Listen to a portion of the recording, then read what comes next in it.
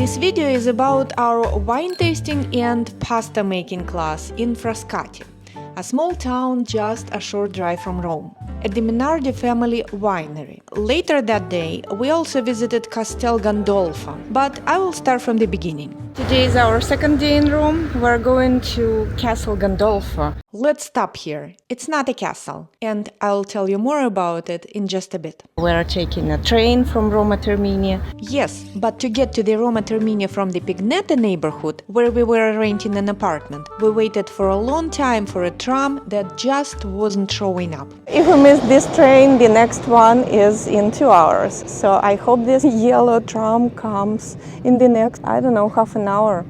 Then we'll not have breakfast, but we'll make it to the train. To get to the winery from Rome, we had to take a train to Frascati station, where someone from the winery was supposed to pick us up. Unfortunately, we missed the train. It was on a far-off platform, and we hadn't realized there was a train stop. We were almost there when the train just left. Luckily, we were able to take another train to a station near Frascati, and we were picked up from there. This is Frascati Winery.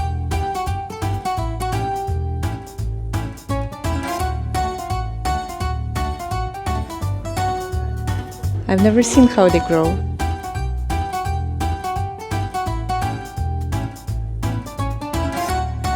First we washed our hands and then went to make pasta.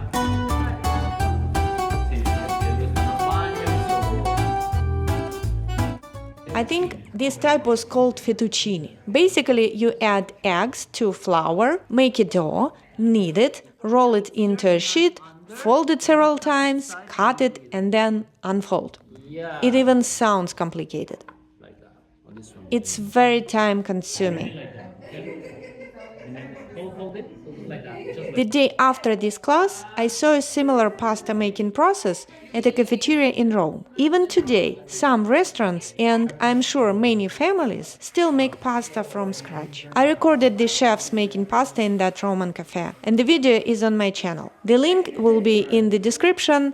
The name of the video is Roman Holidays. Check it out, it's an interesting process. Look, 1 egg, 100 grams of flour, so much. We ended up making 4 types of pasta. Fettuccine, ravioli, if I'm not mistaken with names, another kind that I forgot the name of, and I think we prepared leftovers for this soup. In the past, so they were drying pasta. So you can dry room temperature. This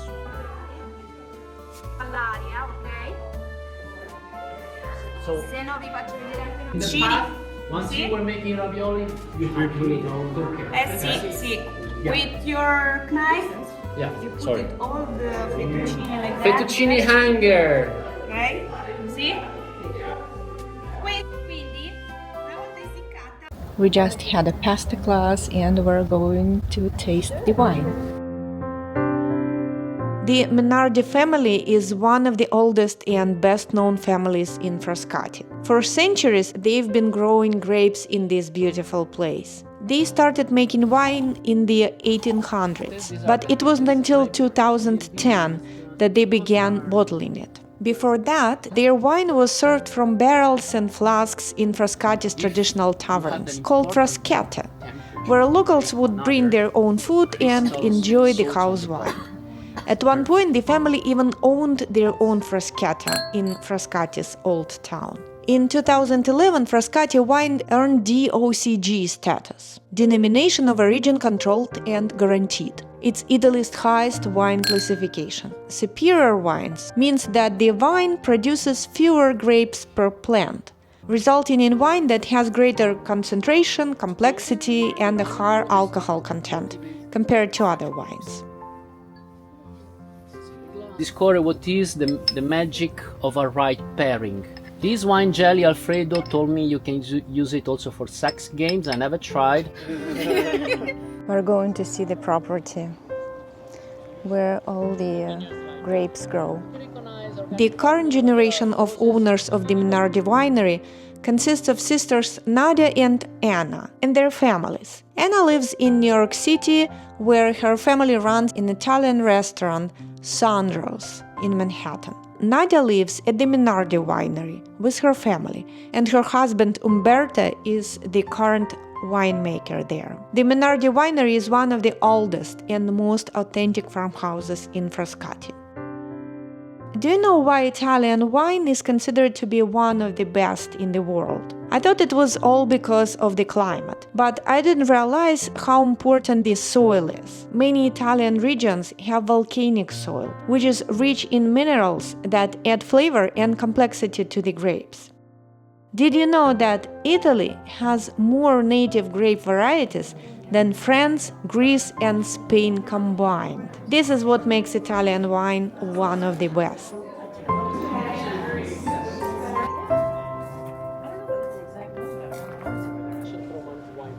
We're going to have dinner now. Not dinner, lunch. He said dinner. Lunch. You'll have lunch. I will have lunch and you will have dinner. Okay. Then no, you will not eat anymore today.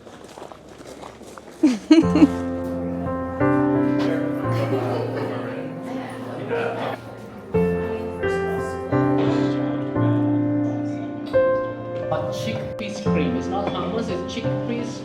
While we were busy with the wine tasting, our pasta was cooked. This is the pasta we made. My personal favorite was the ravioli because I liked the cheese. These are homemade cookies that we were supposed to dip into wine or whiskey. I don't remember what it was. It was pretty tasty. And they would also be good with tea. After lunch, the host entertained us with music, which soon turned into dancing. Now we came to the Castel Gandolfo. I thought the name of this castle is Gandolfo, but only while making this video I found out that it's not a castle, but it is a palace. The name of the town is Castel Gandolfo, not Castel Gandolfo. And the name of this palace is the Papal Palace or Apostolic Palace of Castel Gandolfo. Castel Gandolfo is known as the Pope's summer residence. It sits on a hilltop with a beautiful view of Lake Albano. We got there by car. My daughter arranged it with the winery. If you're coming by train, get ready for a steep climb up the hill. It takes about 15 minutes to walk. At the end of the video, I'll show you our walk down to the Castel Gandolfo train station. But walking down is not the same as walking up. Inside the palace, you'll find a gallery and the Pope's private apartments that have remained as they were.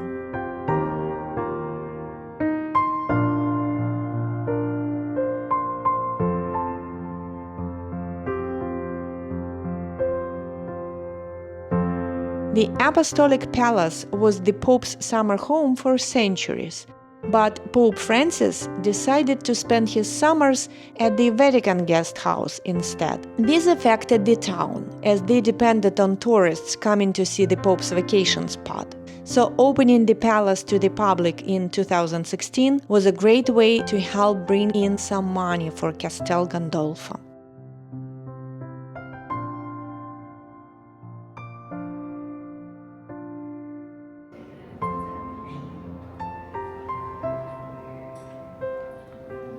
We were lucky because on the day of our visit there was a concert in the palace's inner courtyard and we got to listen to the orchestra from the windows.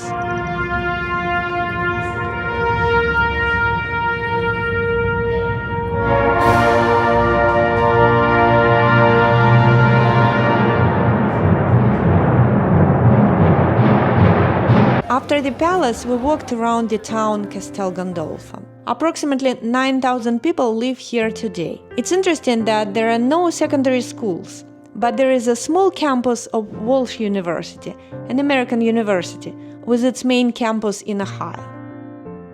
Would I recommend visiting the Papal Palace? If you live nearby and are looking for a weekend trip, sure. But if you're visiting Rome for only a few days, maybe not. I've seen many beautiful European castles and palaces, and this one didn't impress me as much. Unless you're deeply interested in history or religion, I'd suggest finding something more exciting. But this is just my honest opinion.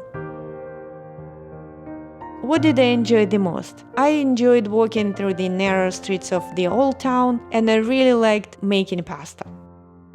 If you are considering a wine tour or a pasta making experience, I recommend this winery. It's not the first winery I've been to, and I'm not a wine expert. I usually go for wines that are not the most expensive, probably because I still have a lot to learn about them. Some wineries offer more samples to try, but I love the overall experience here. I especially enjoyed having the tasting outdoors under a magnolia tree, and of course the pasta making. Would I recommend Minardi Winery? Absolutely. It was a wonderful trip, and I enjoyed every minute of it. And just to be clear, this is not an ad.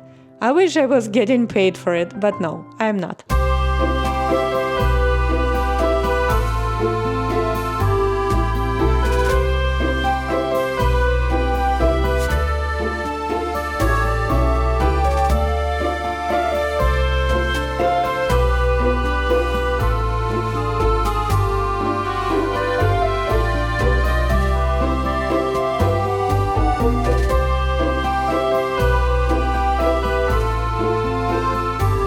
After visiting the castle, we had to go to Rome, but missed the train because we have a large group and we couldn't find each other. So next train was supposed to be in 2 hours. We were just walking and it was okay because why not? The place was beautiful.